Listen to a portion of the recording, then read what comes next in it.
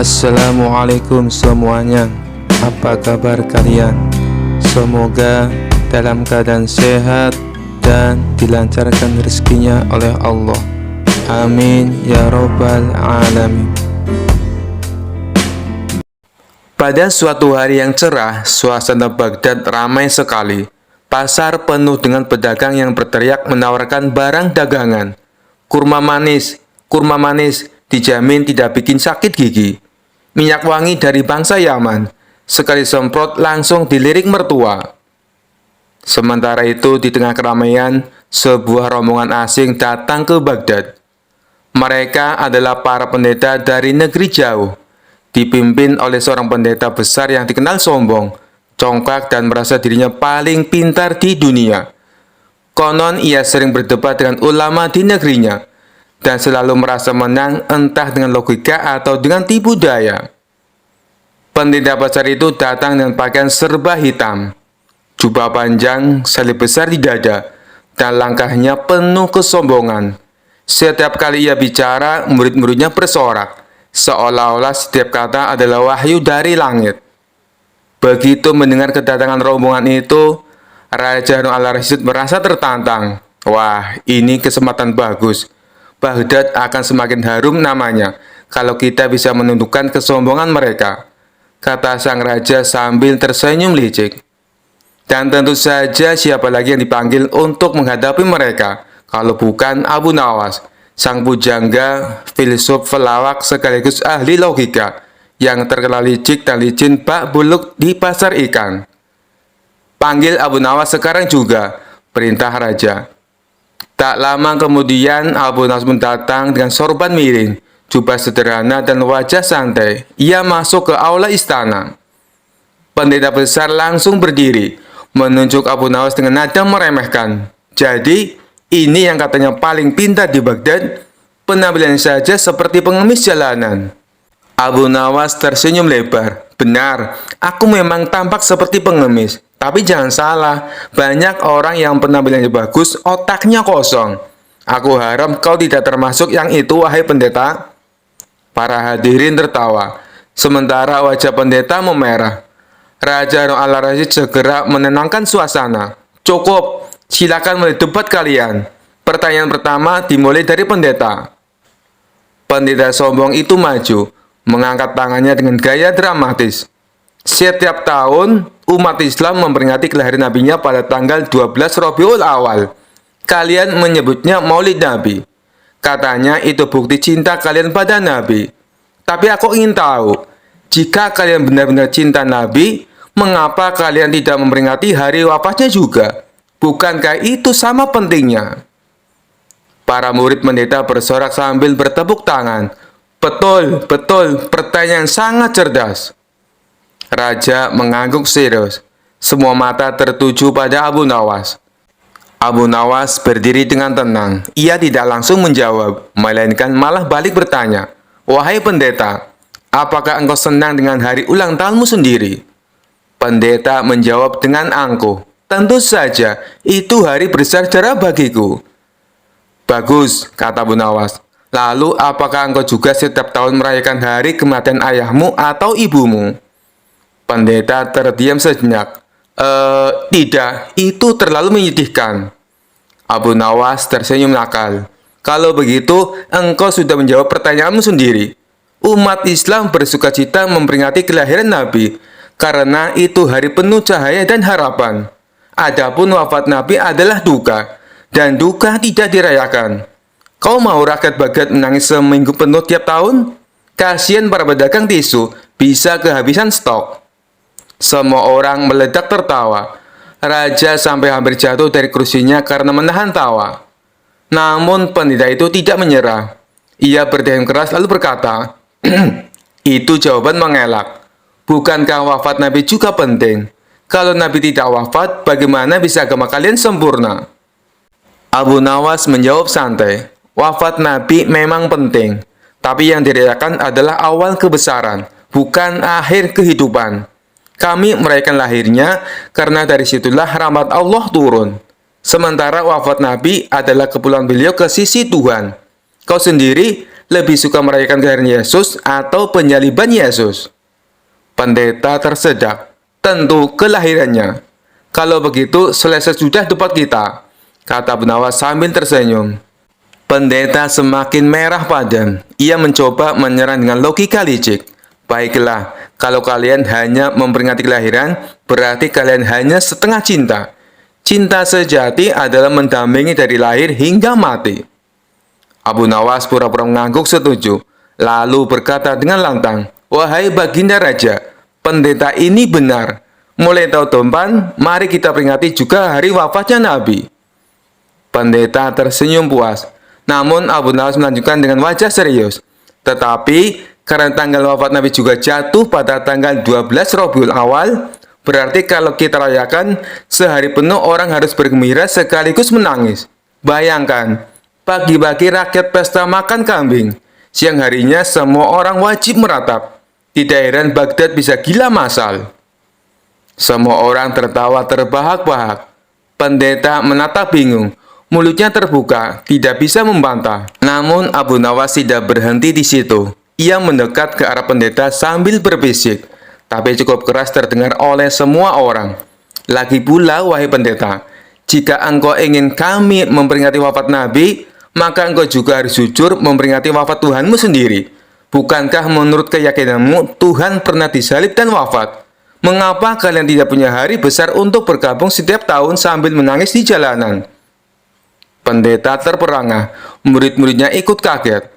Abu Nawas melanjutkan sambil tersenyum nakal. Mungkin karena kalian takut dunia ini berhenti berputar, kalau setiap tahun Tuhan kalian wafat lagi dan lagi. Seluruh ruangan pecah dengan tawa. Raja Al-Rasyid sampai berurai air mata karena terlalu keras tertawa. Pendeta itu sudah tidak bisa berkata apa-apa lagi. Wajahnya pucat, murid-muridnya saling pandang dengan gelisah. Ia mencoba bangkit dari kursinya, tapi lututnya gemetar. Akhirnya ia bisa berkata pelan, "Baiklah, aku kalah hari ini." Raja segera berdiri, menepuk bahu Abu Nawas. "Luar biasa, kau bukan hanya membuat kami tertawa, tapi juga menunjukkan kebenaran dengan logika yang sederhana." Pendeta dan rombongannya pulang dengan malu, sementara rakyat Baghdad bertepuk dengan riuh. Sejak hari itu, kisah kemenangan Abu Nawas atas pendeta sombong itu menyebar ke seluruh Baghdad. Orang-orang menceritakannya di pasar, di kedai kopi, bahkan di masjid-masjid. Kisah selanjutnya. Pada suatu hari yang cerah, Abu Nawas sedang berjalan di pasar. Ia baru saja menerima hadiah sebotol minuman dari seorang pedagang yang sangat menghormatinya karena kecerdasannya. Botol itu terlihat sangat indah, berisi cairan berwarna merah muda yang berkilauan di bawah sinar matahari. Abu Nawas yang penasaran sambil tersenyum berkata pada dirinya sendiri, "Minuman ini terlihat sangat menggoda, apa salahnya mencicipinya sedikit?" Tanpa berpikir panjang, ia pun membuka tutup botol dan meneguk isinya. Tak lama setelah itu, Abu Nawas merasakan kepalanya mulai pusing. Pandangannya kabur dan ia mulai berjalan sempoyongan. "Aduh, kenapa ini? Kenapa kepalaku terasa berat?" gumamnya. Sambil berjalan goyah, Abu Nawas tiba-tiba bertemu dengan raja yang sedang berkeliling kota. Melihat Abu Nawas yang sempoyongan, raja pun mendekatinya dengan rasa heran. "Abu Nawas, apa yang terjadi padamu? Mengapa kau terlihat seperti orang mabuk?" tanya raja sedikit khawatir. Dengan suara yang sedikit melantur, Abu Nawas menjawab, "Tuanku, hamba baru saja meminum sesuatu dari botol ini, dan tiba-tiba hamba merasa seperti terbang ke awan." Raja terkejut dan penasaran. "Botol apa yang kau minum itu, Abu Nawas? Apakah itu minuman keras?" Abu Nawas sambil berusaha tetap berdiri tegak menggelengkan kepalanya dengan dramatis. "Oh tidak, tuanku, ini bukan minuman keras. Ini lebih dari itu. Ini adalah minuman keajaiban." Raja yang semakin penasaran bertanya, "Keajaiban? Bagaimana mungkin sebotol minuman bisa membuatmu sempoyongan seperti ini?" Abu Nawas dengan gaya yang sangat dramatis menjawab, "Minuman ini membuat hamba melihat dunia dengan cara yang berbeda. Tadi hamba melihat kucing terbang, dan sekarang Sekarang hamba merasa bumi berputar lebih cepat dari biasanya. Raja tertawa terbahak-bahak melihat tingkah Abu Nawas yang terlihat seperti sedang mabuk berat. Namun di balik tawanya, ia mulai curiga dan ingin tahu lebih lanjut tentang apa yang sebenarnya terjadi pada Abu Nawas. Abu Nawas, biarkan aku mencicipi sedikit minuman itu. Aku ingin tahu apa yang membuatmu seperti ini. Abu Nawas yang sedang limbung dengan cepat menyembunyikan botolnya di balik jubahnya dan berkata, "Oh tuanku, hamba tak bisa membiarkan tuanku minum ini. Minuman ini hanya untuk orang-orang yang kuat seperti hamba. Jika tuanku meminumnya, mungkin istana akan terlihat seperti menari di depan mata tuanku." Raja semakin tertawa keras mendengar lelucon Abu Nawas, tetapi ia tetap penasaran. "Baiklah Abu Nawas, katakan padaku, apa sebenarnya minuman ini?" Abu Nawas yang sekarang sudah sedikit lebih stabil menjawab dengan senyum cerdik, "Tuanku, ini bukan minuman keras ataupun minuman keajaiban. Ini hanya jus buah delima yang hamba dapat dari pedagang di pasar tadi. Hamba hanya bercanda, mencoba melihat bagaimana reaksi tuanku jika melihat hamba seperti ini." Raja terkejut sejenak, lalu tertawa terbahak-bahak. "Jadi kau berpura-pura mabuk hanya untuk mengerjaiku?" Abu Nawas mengangguk dengan gaya yang lucu. "Benar sekali tuanku. Hamba hanya ingin melihat apakah tuanku akan percaya kalau hamba mabuk gara-gara jus delima. Ternyata minuman sederhana ini bisa membuat siapapun tertawa, termasuk tuanku." Raja pun terus tertawa, sementara orang-orang di sekitarnya ikut terhibur melihat tingkah lucu Abu Nawas. Seperti biasa, Abu Nawas berhasil membuat suasana riang dan menghibur Raja dengan kecerdasannya yang penuh humor. Kisah selanjutnya. Suatu malam yang tenang, Abu Nawas tidur dengan pulas di rumahnya. Namun, tiba-tiba dalam tidurnya, ia mulai gelisah. Matanya berkedut, nafasnya tersengal-sengal, dan tubuhnya bergerak seakan-akan sedang berlari. Ternyata Abu Nawas sedang bermimpi buruk dikejar-kejar harimau. Di dalam mimpinya, Abu Nawas berada di sebuah hutan lebat. Ia mendengar deru nafas berat dari balik semak-semak. Ketika menoleh ke belakang, ia melihat seekor harimau besar berlari ke arahnya dengan mata yang bersinar ganas. "Astagfirullah, harimau!" seru Abu Nawas dalam mimpi itu. Sambil berlari secepat mungkin, tapi seperti mimpi pada umumnya, kakinya terasa berat, dan setiap langkahnya seperti berjalan di lumpur. Harimau itu semakin mendekat dan Abu Nawas mulai panik. "Lari Abu Nawas, lari!" ia berteriak pada dirinya sendiri. Namun tak peduli seberapa keras ia mencoba, harimau itu semakin dekat. Taringnya terlihat tajam dan siap menerkam. Ketika Abu Nawas sudah hampir menyerah, tiba-tiba ia tersandung batu besar dan terjatuh. Dengan cepat, harimau itu melompat ke arahnya. Tapi sebelum harimau itu menerkam, Abu Nawas berteriak, "Tunggu, tunggu dulu!" Ajaibnya, harimau itu berhenti di udara, menggantung seperti sedang mempertimbangkan kata-kata Abu Nawas. "Kenapa kau berhenti?" tanya harimau bingung. Abu Nawas yang sudah terpojok tiba-tiba mendapatkan ide cerdik. "Kau tidak boleh menerkamku sekarang," katanya dengan nada yakin. "Aku sedang bermimpi, dan dalam mimpi aku yang mengendalikan segalanya." Harimau itu menatapnya curiga. "Apa maksudmu?"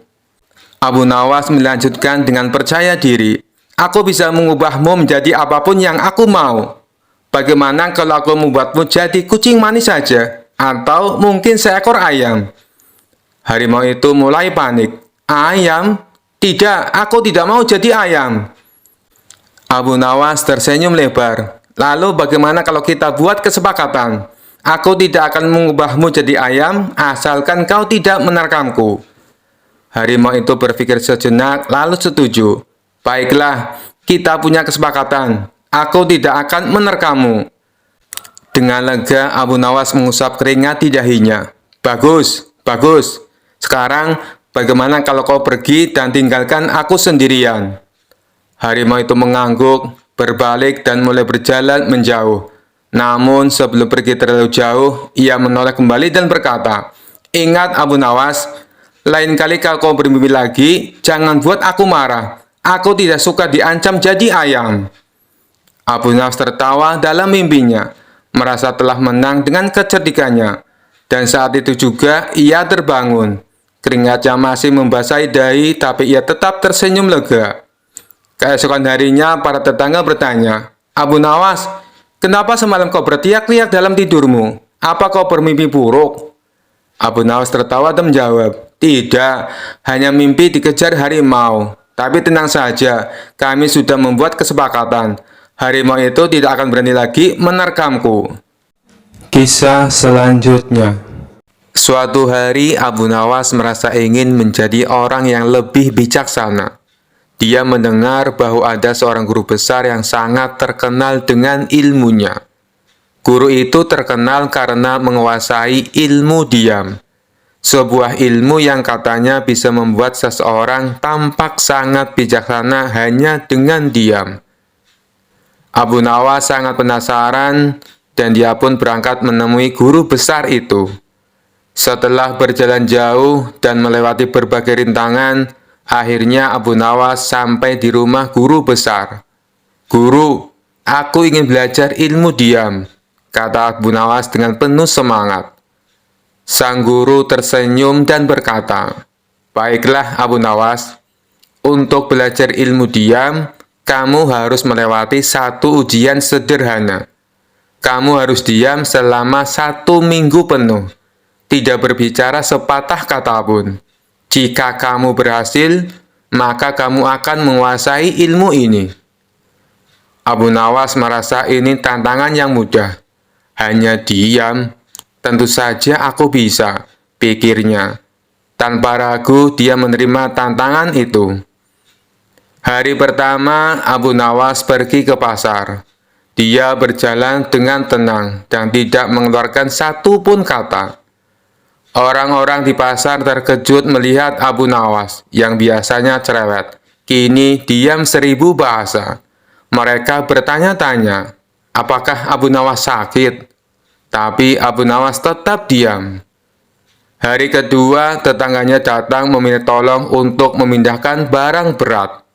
Tapi karena Abu Nawas tidak boleh berbicara, dia hanya mengangguk dan melambaikan tangan tanda tidak bisa membantu. Tetangganya pun merasa heran dan kecewa. Ada apa dengan Abu Nawas? Kenapa dia tiba-tiba tidak mau bicara? Gumam tetangganya.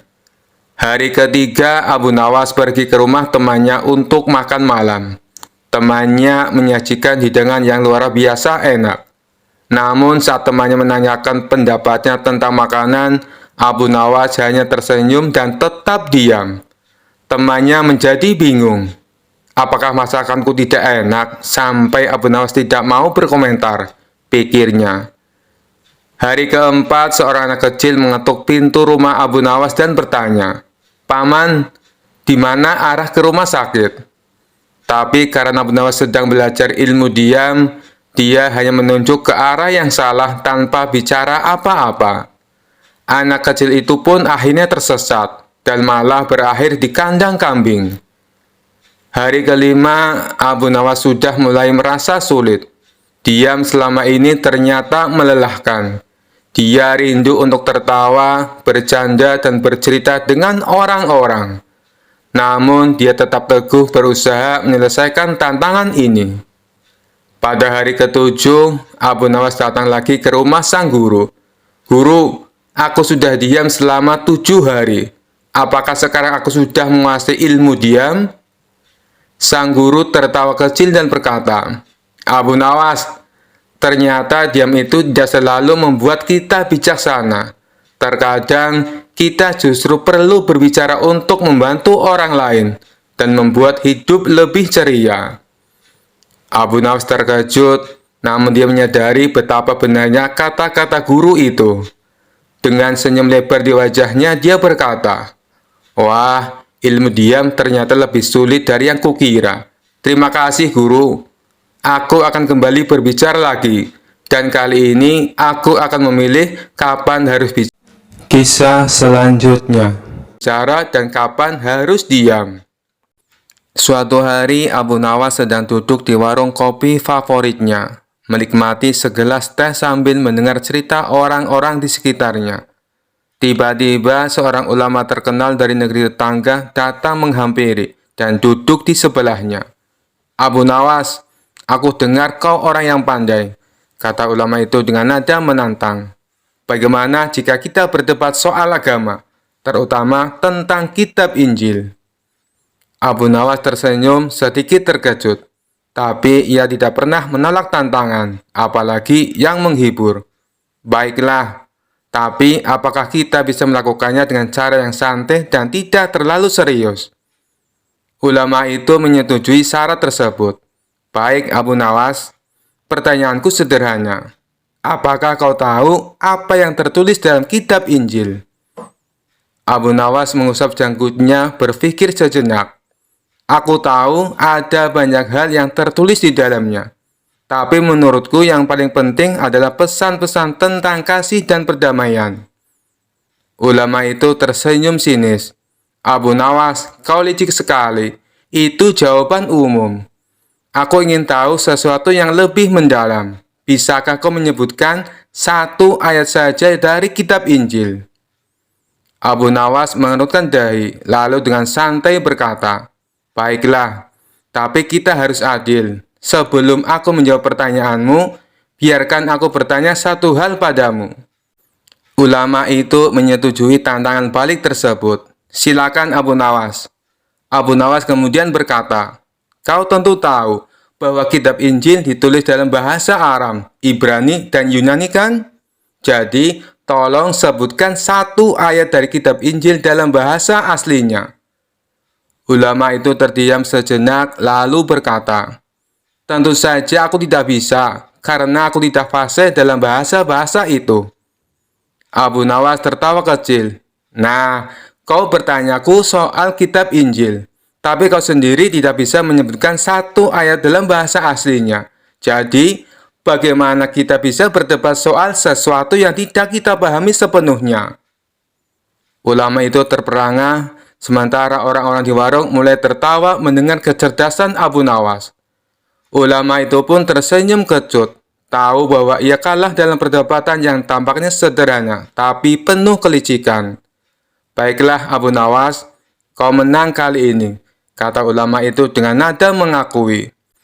Abu Nawas pun mengangkat gelas tehnya dan berkata, "Tidak ada pemenang atau pecundang di sini saudaraku. Yang penting adalah kita semua belajar sesuatu dan tetap saling menghormati." Kisah selanjutnya. Dikisahkan di suatu kota ada seorang pendeta muda yang terkenal sombong. Ia selalu merasa dirinya paling pandai dan suka mempermalukan orang di depan umum. Suatu hari ia mendengar tentang Abu Nawas, seorang yang terkenal cerdik dan penuh akal. Pendeta muda itu berpikir, "Aku harus mempermalukan Abu Nawas di depan semua orang, supaya orang-orang tahu aku lebih pintar." Ia lalu mengatur rencana licik. Pendeta muda mengundang Abu Nawas ke gereja dengan alasan ingin berdiskusi soal ilmu pengetahuan. Karena Abu Nawas dikenal tidak pernah menolak tantangan, ia pun datang ke gereja dengan senyuman. Begitu Abu Nawas masuk, pendeta muda itu berdiri di depan banyak jemaat dan berkata dengan suara lantang, "Abu Nawas, kau adalah tamu di sini, dan sebagai tamu kau harus menjawab 3 pertanyaanku. Jika kau tidak bisa menjawab, maka aku akan menyuruhmu keluar dengan rasa malu." Abu Nawas tetap tenang dan tersenyum. "Baiklah, tanyakan apa saja. Tapi jika aku bisa menjawab, kau harus menyiapkan makan malam yang enak untukku." Pendeta muda setuju dengan penuh rasa percaya diri. Pertanyaan yang pertama, apa yang paling dekat dengan kita di dunia ini? Abu Nawas menjawab tanpa ragu, "Kematian. Sebab tak ada yang tahu kapan ia akan datang, dan ia selalu mengikuti kita kemanapun kita pergi." Pendeta muda terdiam, tak menyangka Abu Nawas bisa menjawab dengan begitu cepat dan bijak. Pertanyaan yang kedua, apa yang paling berat di dunia ini? Abu Nawas tersenyum dan berkata, "Menahan nafsu dan amarah. Banyak orang kuat mengangkat beban berat, tapi sedikit yang mampu menahan dirinya sendiri." Para jemaat mengangguk setuju mendengar jawaban Abu Nawas. Sementara pendeta muda mulai terlihat gugup. Pertanyaan yang ketiga, apa yang paling ringan di dunia ini? Abu Nawas dengan tenang menjawab, meninggalkan ibadah dan kebaikan. Banyak orang dengan mudah meninggalkannya hanya karena alasan sepele. Pemuda muda terdiam, ia tahu bahwa semua jawaban Abu Nawas benar dan sangat bijaksana. Para jemaat pun mulai berbisik-bisik memuji kecerdasan Abu Nawas. Karena merasa dipermalukan di depan umum, pendeta muda mencoba trik terakhirnya. Baiklah, kau menjawab semua pertanyaan dengan baik. Tapi sebelum aku menyiapkan makan malam untukmu, aku ingin melihat apakah kau benar-benar cerdik. Bisakah kau menghilang dari tempat ini tanpa berjalan keluar lewat pintu? Abu Nawas tersenyum lebar dan berkata, tentu saja. Ia lalu duduk tenang, memejamkan mata dan berkata, sekarang aku sudah tidak ada di sini, karena jiwaku sudah melayang jauh ke negeri lain, yang tinggal hanya tubuhku, jadi aku sudah hilang. Semua orang tertawa terbahak-bahak mendengar kecerdikan Abu Nawas, sementara pendeta muda hanya bisa menahan malu. Akhirnya, ia memenuhi janjinya dengan menghidangkan makan malam yang enak untuk Abu Nawas. Kisah selanjutnya. Di sebuah acara di Istana Raja Harun al-Rasyid hadir seorang tamu istimewa, yaitu Habib Ba'alawi, seorang ulama dari Yaman yang terkenal membanggakan nasabnya, yang katanya tersambung langsung ke Nabi Muhammad Shallallahu Alaihi Wasallam. Habib ini tidak hanya berbicara tentang ilmu agama, tetapi juga sering menyisipkan cerita tentang garis keturunannya. Aku adalah keturunan Rasulullah, maka sudah sepantasnya aku dihormati lebih dari siapapun di sini, katanya dengan suara lantang, membuat beberapa tamu istana merasa risih. Raja Harun yang tahu Abu Nawas pasti bisa menghibur suasana memanggilnya. Abu Nawas, kemarilah. Aku ingin kau berbincang dengan Habib Ba'alawi. Tapi hati-hati, dia sangat membanggakan garis keturunannya. Abu Nawas dengan senyum tipisnya segera menghampiri Habib Ba'alawi. Tuan Habib, sungguh mulia nasab Anda yang tersambung langsung ke Nabi. Saya ini hanya rakyat biasa. Tapi bolehkah saya bertanya? Silakan Abu Nawas, jawab Habib dengan nada tinggi, merasa posisinya lebih tinggi. Abu Nawas memulai dengan nada polos. Tuan Habib, karena nasab Anda sangat mulia, saya penasaran. Apakah kemuliaan itu otomatis membuat Anda bebas dari dosa? Habib Ba'alawi menjawab dengan yakin, tentu saja tidak. Tapi keturunan Nabi memiliki tanggung jawab besar untuk menjaga martabat dan kehormatan. Luar biasa, kata Abu Nawas sambil mengangguk-angguk. Berarti jika Anda melakukan kesalahan, kesalahan itu tidak bisa disalahkan pada Nabi kan? Tentu saja tidak, jawab tegas sang Habib. Kalau begitu Tuan Habib, lanjut Abu Nawas dengan senyum lecek. Mengapa Anda terus-menerus membanggakan nasab Anda? Bukankah yang penting itu amal perbuatan, bukan asal keturunan? Para tamu istana langsung menahan tawa. Sang Habib mulai gugup, tetapi mencoba mempertahankan wibawanya. Habib Ba'alawi menjawab dengan nada tinggi. Nasabku adalah kehormatan yang harus dijaga. Kau Abu Nawas tidak tahu betapa sulitnya menjadi keturunan Nabi. Abu Nawas tersenyum santai. Tuan Habib, saya bukan keturunan Nabi. Tapi saya tahu satu hal. Di akhirat nanti, Tuhan tidak akan bertanya siapa nenek moyang kita. Tetapi apa yang sudah kita lakukan di dunia ini. Sang Habib mulai terpojok, tetapi tetap mencoba membalas. Tapi Abu Nawas, kau harus tahu, aku ini ibarat akar yang mulia, sedangkan kau mungkin hanya ranting liar yang tumbuh di mana-mana. Abu Nawas tertawa kecil. Tuan Habib, akar memang penting, tapi jika pohonnya tidak berbuah, apa gunanya? Sedangkan ranting liar seperti saya, meskipun kecil, kadang bisa memberi buah yang manis. Raja Harun al-Rasyid langsung tertawa terbahak-bahak mendengar jawaban Abu Nawas. Para tamu pun ikut tertawa, sementara wajah Habib mulai memerah karena malu. Melihat suasana semakin panas, Abu Nawas menambahkan, Tuan Habib, jangan marah. Anda seperti permata. Saya seperti batu biasa, tapi ingat, bahkan permata tetap harus diasah agar berharga. Sedangkan batu biasa seperti saya kadang bisa menjadi pondasi rumah yang kuat." Sang Habib hanya terdiam, menyadari bahwa Abu Nawas tidak hanya cerdas tetapi juga berbicara dengan penuh makna. Dengan malu-malu ia berkata, "Abu Nawas, kau benar. Aku harus lebih banyak belajar rendah hati." Abu Nawas tersenyum, "Tuan Habib, kita semua belajar.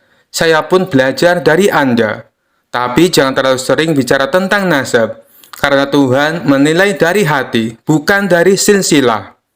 Raja Harun tertawa puas. "Abu Nawas, kau telah menyelamatkan acara ini dari kebosanan. Habib, anggap ini pelajaran berharga." Sejak itu, Habib Ba'alawi lebih berhati-hati dalam membanggakan nasabnya. Sementara Abu Nawas kembali menjadi pahlawan cerdik istana yang dihormati semua orang. Kisah selanjutnya. Dikisahkan pada suatu hari, seorang ulama terkenal yang sangat terpandang datang ke kota tempat Abu Nawas tinggal.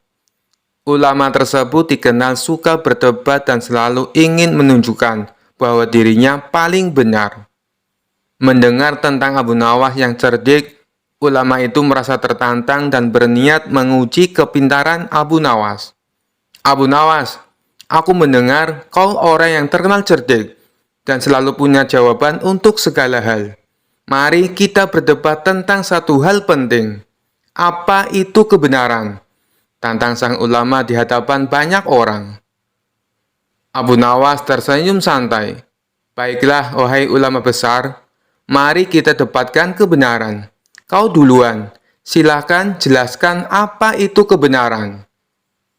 Ulama itu pun berkata dengan penuh percaya diri, "Kebenaran adalah apa yang dikatakan dalam kitab. Semua yang bertentangan dengan kitab adalah kebohongan." Abu Nawas mengangguk-angguk seolah setuju, lalu bertanya, "Bagus sekali. Tapi aku ingin bertanya, jika ada dua orang yang sama-sama mengaku benar, bagaimana kita bisa tahu siapa yang benar di antara mereka?" Ulama itu terdiam sejenak, lalu menjawab, "Tentu saja, yang benar adalah orang yang ilmunya lebih tinggi." "Kalau begitu," lanjut Abu Nawas, "kalau ada dua orang berilmu yang saling bertentangan pendapat, siapa yang paling benar?" Ulama mulai tampak bingung, tetapi tetap menjawab, "Yang benar adalah orang yang lebih bijaksana." Abu Nawas tersenyum lagi, "Wah, bagus sekali. Tapi aku ingin tahu, bagaimana kita bisa tahu siapa yang lebih bijaksana?" Kini ulama itu mulai berkeringat karena pertanyaan Abu Nawas semakin sulit dijawab. "Ya, tentu orang yang lebih dihormati oleh masyarakat," jawab ulama dengan suara agak gemetar. Abu Nawas tertawa kecil. "Wahai ulama, kalau begitu kebenaran ditentukan oleh siapa yang paling dihormati, bukan? Tapi bukankah kita sering melihat orang yang dihormati juga bisa melakukan kesalahan?" Para hadirin mulai tertawa kecil mendengar pertanyaan Abu Nawas yang makin tajam. Ulama itu merasa semakin terpojok. Dengan kesal ia berkata, "Kau ini hanya berusaha mempermalukan aku, Abu Nawas. Katakan saja, menurutmu apa itu kebenaran?" Abu Nawas dengan senyum penuh arti berkata, "Kebenaran itu seperti matahari di pagi hari. Ia pasti muncul, tetapi kadang tertutup oleh awan. Artinya, kebenaran sejati itu ada, tapi seringkali tertutupi oleh kesombongan orang-orang yang mengaku paling benar." Semua orang yang hadir bertepuk tangan mendengar jawaban Abu Nawas. Ulama itu tak bisa berkata apa-apa lagi dan akhirnya mengakui kecerdikan Abu Nawas. Kisah selanjutnya.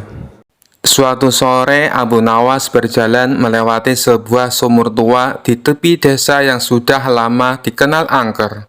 Konon sumur itu dihuni oleh seorang jin wanita yang sering menggoda para lelaki dengan rayuan manisnya. Tapi sebagai orang yang cerdik, Abu Nawas merasa tertantang untuk menghadapinya. Ketika Abu Nawas mendekati sumur tua itu, tiba-tiba terdengar suara merdu dari dalam sumur. "Wahai Abu Nawas, Kau tampan sekali. Suaramu terdengar gagah dan menawan. Tidakkah kau ingin melihatku lebih dekat?" Abu Nawas tersenyum geli dan berkata dengan suara lantang, "Wahai jin cantik, apakah kau tidak pernah melihat orang tampan seperti aku sebelumnya?" Jin wanita itu tertawa kecil, suaranya begitu manis. "Oh tidak Abu Nawas, kau adalah orang yang paling istimewa. Masuklah ke sumur ini, dan kita bisa hidup bersama. Aku akan membuatkanmu minuman lezat dan memanjakanmu setiap hari." Abu Nawas mengusap dagunya, berpura-pura tertarik. "Minuman lezat terdengar menggoda, tapi aku takut kau tidak bisa memasak dengan baik. Apa kau pernah membuat rendang atau paling tidak teh manis?" Jin wanita itu terdiam sejenak, terjebak dengan pertanyaan Abu Nawas, kemudian berkata, "Aku bisa mempelajarinya demi dirimu Abu Nawas, asal kau mau turun kemari. Aku akan belajar semua masakan kesukaanmu." Abu Nawas tersenyum licik. "Begini saja, kalau kau benar-benar ingin menunjukkan cintamu padaku, naiklah ke atas dan bawakan teh manis yang harum dan manis. Kalau tidak bisa, sebaiknya kau menyerah." Jin wanita itu kebingungan, merasa tersudut. "Maaf Abu Nawas, aku tak bisa meninggalkan sumur ini. Tapi kumohon, turunlah ke sini dan kita akan hidup bahagia." Abu Nawas pun mengeluh, pura-pura merajuk. "Sayang sekali, padahal aku sudah ingin menikahimu. Aku butuh jin yang bisa memenuhi permintaanku. Kalau begitu, aku pergi saja. Mungkin aku akan menemukan sumur lain yang dihuni oleh jin yang lebih terampil." Mendengar itu, jin wanita pun menyerah. "Tunggu Abu Nawas, baiklah, kau menang. Aku hanya jin sumur tua yang kesepian dan suka menggoda. Kau memang cerdik dan tak mudah tertipu. Pergilah, dan jangan ceritakan ini pada siapapun."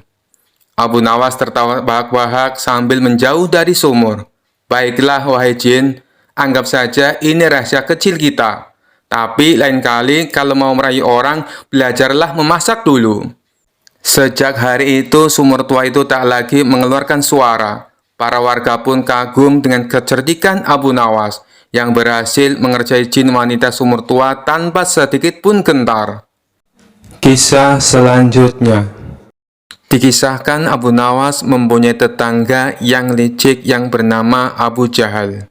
Abu Jahal mempunyai kebun yang ditanami berbagai macam buah-buahan. Kebun Abu Jahal ini berdekatan dengan kebun milik Abu Nawas. Kebun milik Abu Nawas hanya dibatasi tumpukan batu.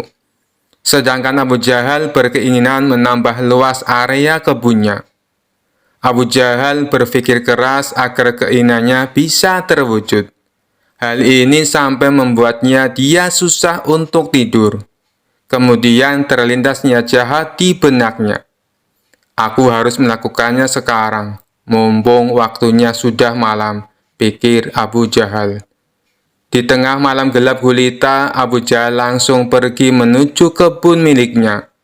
Ia mencari pembatas tumpukan kayu yang menjadi pemisah antara kebunnya dan kebun milik Abu Nawas. Setelah menemukannya, Abu Jahal mulai mengangkat satu persatu batunya, lalu memindahkan ke area kebun milik Abu Nawas. Dengan begitu, luas kebun milik Abu Jahal menjadi bertambah luas. Setelah selesai, dia kembali pulang ke rumahnya dengan sembunyi-sembunyi. Dia senang dengan apa yang dilakukannya. Selama beberapa hari, Abu Nawas tidak menyadari dengan perbuatan Abu Jahal. Abu Nawas masih santai menanam buah-buahan di area yang telah dicuri Abu Jahal. Seiring berjalannya waktu, buah yang ditanami Abu Nawas kini berbuah. Buahnya besar-besar dan segar. Melihat hal itu, Abu Jahal merasa senang. Ia pun segera memanen tanaman buah tersebut. Berapa lama kemudian datanglah Abu Nawas. Dia sangat terkejut melihat Abu Jahal memanen tanaman buah miliknya. "Apa yang kamu lakukan?" tanya Abu Nawas heran. "Aku sedang memanen buah yang ada di kebunku," jawab Abu Jahal dengan sangat enteng. "Apa kau bilang? Ini masih area kebunku Abu Jahal. balas Abu Nawas. Hei Abu Nawas, kamu mengigau ya? Coba kau lihat batu pembatasnya, jawab Abu Jahal. Abu Nawas terdiam. Kenapa tumpukan batunya bisa pindah ya? Atau aku yang kurang teliti, pikirnya. Tapi kan buah itu aku yang menanamnya, Abu Jahal, ucap Abu Nawas. Itu sih salahmu sendiri. Kenapa menanam buah di area kebunku? Berarti ini adalah milikku, sahut Abu Jahal. Kurang ajar. Ini pasti ada yang tidak beres, kata Abu Nawas dalam hati. Hei Abu Jahal, kamu pasti memindahkan tumpukan batu itu kan? Tanya Abu Nawas geram. Jangan fitnah kamu, aku bisa mengadukannya kepada Tuan Hakim, balas Abu Jahal. Ayo, kita selesaikan masalah ini di depan Tuan Hakim, timpal Abu Nawas. Mereka pun menghadap Tuan Hakim. Di hadapan Tuan Hakim, Abu Nawas dan Abu Jahal saling mengadukan masalahnya. Jujur saja aku sangat bingung siapa di antara kalian yang benar. Tapi sepertinya aku lebih mempercayai Abu Jahal, kata Tuan Hakim. Kenapa Tuan Hakim begitu mudah memutuskan hal ini? Anda kan hakim yang terkenal bijak, harusnya lebih berhati-hati dalam memutuskan, balas Abu Nawas. Sudahlah Abu Nawas, terima saja keputusan hakim. Toh area kebunmu masih juga luas, ucap Abu Jahal. Enak saja kamu bicara, kamu telah mencuri lahanku. Kamu sengaja memindahkan tumpukan batu yang menjadi pembatas, bentak Abu Nawas. Aku harap kalian berdua diam. Apa yang akan aku putuskan tidak bisa diganggu-gugat. Keputusanku adalah tanah yang kamu tanami buah adalah milik Abu Jahal, kata Tuan Hakim. Mendengar hal itu, Abu Jahal merasa sangat senang. Terima kasih Tuan Hakim, Anda adalah hakim yang paling bijak yang pernah saya kenal, ucapnya. Sementara Abu Nawas hanya bisa pasrah menerima keputusan tersebut. Asik, sekarang aku punya kebun yang lebih luas dari Abu Nawas, ungkap Abu Jahal dalam hati kegirangan. Oh iya Abu Jahal, berapa luas kebunmu? Tanya Tuan Hakim. Luasnya 1,5 hektar Tuan Hakim, jawab Abu Jahal. Kalau kamu Abu Nawas, berapa luas kebunmu? Tanya Tuan Hakim kembali. Sebenarnya luas kebunku 1,5 hektar, tapi karena setengahnya dicuri sama Abu Jahal, luasnya sekarang jadi tinggal 1 hektar, jawab Abu Nawas. Kalian tahu tidak kenapa aku tanya luas kebun kalian? Karena kemarin aku dapat surat langsung dari Baginda Raja. Beliau memerintahkan kepadaku, barang siapa mempunyai kebun yang luasnya lebih dari 1 hektar, maka akan disita negara beserta isi-isinya. Dan bagi siapa saja yang menentang peraturan ini akan dihukum mati. Hal ini Baginda Raja terpaksa lakukan karena kondisi keuangan negara sedang krisis, jelas Tuan Hakim. Raut wajah Abu Jahal yang tadinya ceria mendadak berubah menjadi terkejut. Waduh, celaka. Aku akan kehilangan kebunku, pikir dia ketakutan. Maaf Tuan Hakim, sebenarnya luas kebunku hanya 1 hektar, tutur Abu Jahal. Tadi kamu bilang katanya luas kebunmu 1,5 hektar. Sekarang bilangnya 1 hektar. Kamu jangan main-main Abu Jahal, bentak Tuan Hakim. Aku berani bersumpah Tuan Hakim, kebunku memang luasnya hanya 1 hektar. Tumpukan batu yang jadi pembatas antara kebunku dan kebun milik Abu Nawas telah aku pindah dari tempatnya, ujar Abu Jahal. Oh, begitu. Jadi tanah yang ditanam buah oleh Abu Nawas sebenarnya masih area kebun dia, tanya Tuan Hakim memastikan. Benar Tuan Hakim, jawab Abu Jahal. Bagaimana denganmu Abu Nawas? Apakah benar luas kebunmu 1,5 hektar? Tanya Tuan Hakim kepada Abu Nawas. Benar Tuan Hakim, jawab Abu Nawas pasrah. Nah, kalau begini kan jelas siapa yang sebenarnya berbohong. Pengawal, tangkap Abu Jahal dan masukkan ke penjara karena telah mencuri kebun milik Abu Nawas, perintah Tuan Hakim. Tapi Tuan Hakim, kebunku tidak disitakan? Tanya Abu Jahal khawatir. Tidak ada yang namanya penyitaan, itu hanya trik saja, supaya bisa menyelesaikan perkara kalian berdua dengan adil, balas Tuan Hakim. Mendengar hal itu, Abu Jahal langsung terkulai lemas. Sementara Abu Nawas tersenyum bahagia karena bisa mendapatkan kembali luas kebunnya. Kisah selanjutnya. Abu Nawas adalah seorang penyair yang sangat cerdik dan pintar. Namun selain sebagai penyair, Abu Nawas juga dikenal sebagai mubalik di desa tempat tinggalnya. Oleh sebab itu, suatu ketika Abu Nawas diminta untuk menjadi imam ketika hendak sholat Jumat. Selain itu, pada waktu tersebut, Abu Nawas juga diminta mengisi khutbah Jumat untuk memberikan ceramah keagamaan. Setelah mandi dan berpakaian rapi, Abu Nawas pun mulai melangkahkan kakinya menuju ke masjid. Ketika sampai di masjid, tidak lama kemudian terdengar suara adzan. Tidak lama berselang, datanglah masyarakat yang beragama Muslim dengan sangat ramai. Karena yang menjadi khotib kali ini adalah Abu Nawas, maka banyak sekali masyarakat Muslim yang datang ke masjid. Ceramah dan khutbah Abu Nawas sangat disenangi oleh masyarakat kala itu. Sebab dalam setiap ceramah keagamaan yang disampaikan oleh Abu Nawas sangat relevan terhadap isu-isu yang sedang berkembang. Akhirnya, waktu yang ditunggu para jamaah akhirnya tiba. Abu Nawas naik ke mimbar dan segera memulai khutbahnya. Khutbah tersebut dimulai dengan salam dan berlanjut pada materi yang akan disampaikan oleh Abu Nawas. Namun pada saat berkhutbah, Abu Nawas melihat para jamaahnya yang mengantuk bahkan sampai tertidur. Melihat hal itu, kemudian Abu Nawas berteriak, "Api, api, api," dengan sangat keras. Hal tersebut sontak membuat para jamaah sangat terkejut dan berdiri mencari keberadaan api tersebut. Bahkan ada juga jamaah yang hanya saling pandang satu sama lainnya. Kemudian ada salah seorang jamaah yang menanyakan di mana apinya kepada Abu Nawas.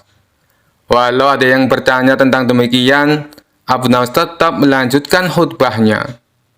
Kemudian keluarlah perkataan dari Abu Nawas, "Jika ada api yang dahsyat di neraka bagi mereka yang lalai dalam beribadah." Maksud dari teriakan api-api dari Abu Nawas adalah api neraka tersebut. Barang siapa yang lalai dalam beribadah, maka ia akan merasakan panasnya api neraka. Usai melakukan ceramah tentang api neraka, kemudian Abu Nawas menutup khutbahnya dengan lantunan doa-doa. Setelah itu, Abu Nawas memimpin sholat Jumat dengan khusyuk yang diikuti oleh para jamaah. Ketika sholat, para jamaah masih teringat dan terngiang-ngiang dengan api neraka yang dikatakan oleh Abu Nawas dalam khutbahnya. Walau awalnya terkesan gagal dalam memberikan ceramah keagamaan karena banyak yang mengantuk dan tertidur, namun sesungguhnya Abu Nawas berhasil membuat para jamaah untuk selalu rajin beribadah. Sebab para jamaah selalu ingat dengan khutbah Abu Nawas, di mana saat itu ia mengatakan mereka yang malas beribadah akan merasakan panasnya api neraka. Kisah selanjutnya. Suatu hari, dua saudara datang ke hadapan Abu Nawas dengan wajah masam dan tegang. Mereka sedang berseteru karena harta warisan dari orang tua mereka yang baru saja meninggal. Mereka berdebat dan berselisih tanpa henti. Masing-masing merasa berhak atas bagian yang lebih besar. "Abu Nawas, tolonglah kami. Kami tidak bisa menemukan cara membagi harta warisan ini dengan adil," kata salah satu dari mereka. Abu Nawas yang terkenal bijaksana namun penuh akal memandang keduanya dengan tatapan serius, lalu tersenyum kecil. "Baiklah, aku akan membantumu membagi harta warisan ini secara adil. Tapi aku punya satu syarat." Kedua saudari itu mengangguk serempak. "Apa syaratnya, Abu Nawas?" "Kami akan menurut," jawab mereka. "Syaratnya," kata Abu Nawas sambil menahan tawa dalam hati, "kalian harus menjalankan metode pembagian yang kuciptakan sendiri. Jika setuju, kalian tidak boleh mengeluh atau menolak." Keduanya langsung setuju karena yakin Abu Nawas pasti akan bersikap adil. Tanpa menunda waktu, Abu Nawas meminta mereka membawa semua barang warisan ke tengah-tengah ruang sidang kecil yang ia buat di rumahnya. Di sana ada sebidang tanah, seekor kambing, dan sepeti penuh koin emas. Abu Nawas menatap harta tersebut dengan pandangan yang penuh perhatian, lalu berkata, "Baik, mari kita mulai. Akan kubagi semuanya secara tepat dan adil." Kemudian ia menunjuk salah satu saudara dan berkata, "Kau yang tertua, akan kuberikan bagian tanah ini. Kau bisa menggarap tanah tersebut untuk kebutuhanmu." Lalu ia menunjuk saudara yang lain, "Kau yang lebih muda, kau mendapatkan kambing ini. Kau bisa memelihara dan merawatnya, lalu mengambil keuntungan dari susu dan hasilnya." Namun kedua saudara itu tidak puas. Si sulung memprotes, "Abu Nawas, tanah ini kering. Bagaimana aku bisa mendapatkan keuntungan dari ini? Adikku dapat kambing yang bisa menghasilkan setiap hari." Dan si bungsu tak kalah kesalnya, "Bagaimana bisa aku hanya mendapatkan seekor kambing? Tanah itu lebih berharga dari kambing ini." Abu Nawas tersenyum mendengar keluhan mereka. "Oh, jadi kalian tidak puas dengan bagian masing-masing?" Mereka mengangguk. Lalu Abu Nawas mengeluarkan ide cerdasnya.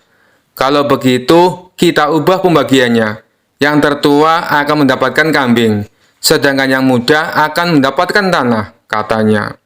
Tapi seperti yang Abu Nawas duga, mereka kembali tidak puas dan mulai berdebat lagi. Si sulung merasa kambing tak cukup bernilai, dan si bungsu merasa tanahnya terlalu kering. Mereka mulai saling menyalahkan dan hampir bertengkar. Abu Nawas lalu berkata dengan suara lantang, "Sudah cukup. Karena kalian tidak bisa menerima pembagian apapun dengan ikhlas, aku akan memberikan solusi terakhir. Akan kubagi semua harta ini dengan adil. Aku akan mengambil semuanya." Kedua saudara itu terkejut. "Apa maksudmu, Abu Nawas?" tanya mereka bingung. "Begini," kata Abu Nawas, "daripada kalian terus berkelahi dan tak bisa menerima bagian masing-masing, lebih baik aku saja yang menyimpan harta ini. Setidaknya aku tidak perlu mendengar keributan dan pertengkaran kalian." Mendengar itu, keduanya terdiam. Mereka sadar bahwa sikap serakah mereka hanya memperkeruh keadaan. Tanpa harta tersebut, mereka justru tidak mendapatkan apa-apa. Keduanya saling pandang, lalu berkata, "Baiklah Abu Nawas, kami telah salah. Kami akan menerima pembagianmu tanpa protes lagi." Abu Nawas tersenyum, "Nah, itu baru sikap yang benar. Kalau begitu, aku akan membagi sesuai yang pertama. Si sulung dapat tanah, dan si bungsu dapat kambing. Dan seperti emas ini, kalian berdua akan membaginya setengah-setengah." Keduanya tersenyum dan mengangguk lega. Mereka pun mengucapkan terima kasih kepada Abu Nawas atas pelajaran berharga yang ia berikan. Dan sejak hari itu, kedua saudara itu hidup damai dan tak pernah lagi berselisih soal harta. Kisah selanjutnya. Rumah Abu Nawas konon pernah didatangi Abu Jahil yang terkenal pelit. Ia lalu menjelaskan tujuan kedatangannya. Dia ingin meminjam 100 dinar. Tentu saja Abu Nawas terkejut mendengarnya. "Dari mana saya mendapatkan uang sebanyak itu?" kata Abu Nawas. "Tolonglah Abu Nawas, aku yakin kamu pasti ada. Pinjami aku selama sebulan," pinta Abu Jahil merengek. Awalnya Abu Nawas tidak mau mengabulkan permintaan Abu Jahil. Namun karena terus-menerus didesak, Abu Nawas tidak bisa menolak. "Tapi kamu janji ya, hanya sebulan," kata Abu Nawas mengingatkan. "Ya, saya berjanji Abu Nawas, bulan depan kebun saya akan panen. Saya pasti akan mengembalikan uang pinjaman," jawab Abu Jahil. Singkat cerita, setelah 1 bulan, Abu Jahil tidak pernah mengembalikan uang tersebut. Padahal saat itu kebun Abu Jahil sudah panen, dan hasil panennya melimpah ruah. Payah Abu Jahil, dia tidak menepati janjinya, batin Abu Nawas. Karena membutuhkan uang, Abu Nawas terpaksa pergi ke rumah Abu Jahil untuk menagih hutangnya. "Bagaimana dengan janjimu, Abu Jahil?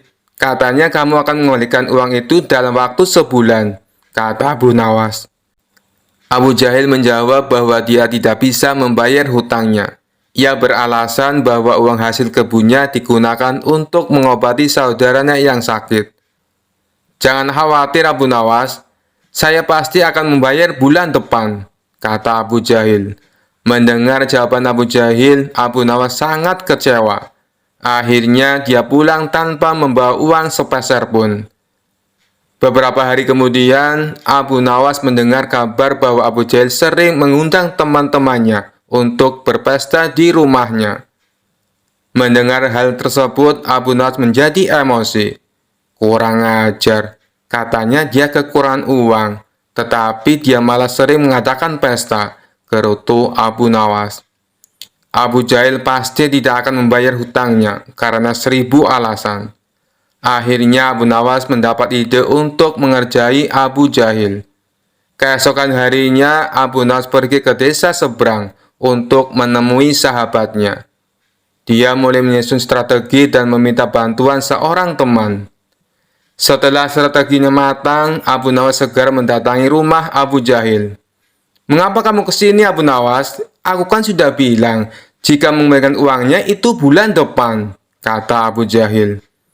"Jangan salah paham Abu Jahil, aku ke sini bukan untuk menagih hutang. Aku ingin mengajakmu bertemu dengan orang pintar," jawab Abu Nawas. "Ada perlu apa memangnya?" tanya Abu Jahil penasaran. "Ini Abu Jahil, di desa seberang katanya ada dukun pesugihan yang bisa membuat kita kaya. Aku ingin mencobanya di sana," jawab Abu Nawas. "Benarkah? Oke Abu Nawas, aku ikut. Aku juga ingin kaya," kata Abu Jahil kegirangan mendengar adanya tawaran dukun pesugihan tersebut. Singkat cerita, Abu Nawas dan Abu Jahil tiba di rumah dukun pesugihan tersebut. Setelah memanggil keduanya, dukun itu bertanya, "Apa yang kamu lakukan di sini?" Abu Nawas kemudian mengutarakan keinginannya agar ia ingin kaya tanpa bekerja. "Oh, itu mudah, tapi ada syaratnya," kata sang dukun. "Apa syaratnya?" tanya Abu Nawas. "Syaratnya harus ada yang dikorbankan. Tapi jangan khawatir, korbannya tidak harus dari keluarga. Orang lain juga bisa dikorbankan. Tapi orang lain itu adalah orang yang terkait dengan hartamu," jawab sang dukun. "Apa maksudmu? Aku tidak mengerti," tanya Abu Nawas lagi. "Ya, misalnya siapapun yang berutang uang kepadamu, orang itu dapat digunakan sebagai korban, meskipun dia bukan anggota keluargamu," jawab sang dukun. "Bagaimana jika orang itu tidak mau?" tanya Abu Nawas. "Kamu tidak perlu meminta izin kepada orang tersebut. Nanti ia akan jadi korban tanpa ia sadari, dan tiba-tiba mati dengan mengerikan," kata sang dukun menjelaskan. "Oh, aku mengerti. Baiklah, aku setuju," jawab Abu Nawas sambil memandang Abu Jahil. Abu Jahil yang merasa dikorbankan langsung gemetaran. Dukun itu kemudian mengajari Abu Nawas mantra sebagai ritual. Tengah malam setelah kembali dari rumah dukun, Abu Nawas berkata di tengah jalan, "Abu Jahil, kamu tidak perlu mengembalikan hutang 100 dinar. Saya ikhlas." Mendengar hal itu, Abu Jahil langsung ketakutan. "Jangan Abu Nawas, saya akan mengembalikan uang kamu nanti. Tepatnya saat sampai di rumah saya. Nanti akan segera aku kembalikan," kata Abu Jahil dengan ketakutan. "Bukankah kamu kemarin mengatakan bahwa kamu kehabisan uang?" goda Abu Nawas. "Saya masih punya banyak uang Abu Nawas.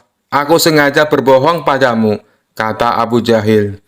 Akhirnya Abu Jahil segera mengembalikan uang pinjamannya kepada Abu Nawas di hari itu juga, sejumlah uang 100 dinar. Setelah diselidiki, terungkap bahwa dukun yang didatangi Abu Nawas dan Abu Jahil adalah sahabat Abu Nawas. Taktik ini sengaja diatur oleh Abu Nawas dan kawannya tersebut agar Abu Jahil segera melunasi hutangnya. Cerdas sekali Abu Nawas. Kisah selanjutnya. Pada suatu hari, Abu Nawas terlihat sedang memandikan keledainya. Meskipun keledainya terkenal malas, tetapi Abu Nawas sangat menyayanginya. Setelah memandikan keledainya dan terlihat bersih, ia pun berkemas bersiap-siap untuk bepergian dengan jubahnya yang indah. Abu Nawas kemudian pergi dengan menaiki keledainya. Keledai tersebut berjalan sangat lamban sekali. Namun Abu Nawas sama sekali tidak mempermasalahkannya.